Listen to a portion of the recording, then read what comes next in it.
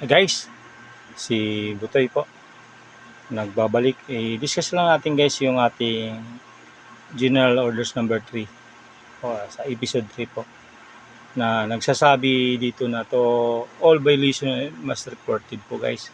Nasabi kung yung kautusan ng kliyente or regulation ay may nalabag po doon, ang gwardiya kailangan po may report yan, iulat sa kanyang officers o sa kanyang immediate supervisor.